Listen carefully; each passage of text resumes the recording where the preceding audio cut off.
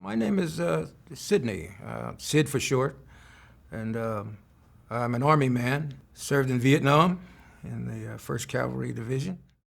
I remember walking through a forest kind of jungle, and all of a sudden the smell hits you. You know the smell of death.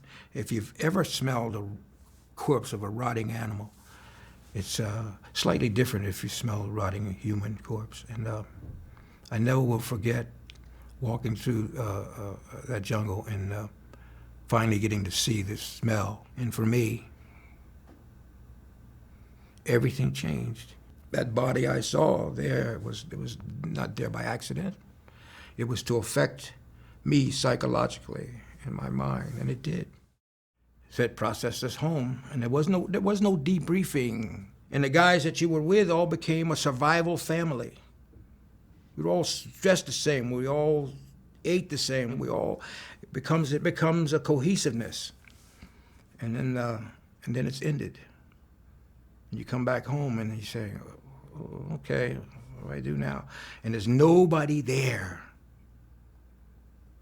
that's in your world, your family, but they're not in your world because you're still in that world. You're still in that other world. It was strange. Because at the time, you don't realize you're in two worlds. Part of me is still in the jungle with the smells and the sounds and the hearing and the guys that we were around. I was guaranteed a job at my own job that I was drafted. So I went back there and signed up, and they said, yeah, come on in. And they gave me a job, and I just went through the motions. And so my wife, eventually became my wife, she insisted that we move, because she had already gone to college and I hadn't. She wanted to move someplace and continue her college back, and she wanted me to go with her. I quit a job that I had been for 7 years or whatever from being before drafted and returned. So I worked as a security guard at the same time I was trying to go to school, and soon realized I couldn't make it work. I could not make the thing, because everything was coming back now. So I had to let something go. And I let it go. I stopped going to school, the pressure, I never drank. Never done any real alcohol or whatever like that. But I was introduced to pot, so I started, self-medicating. I left my wife, not physically. We were living together.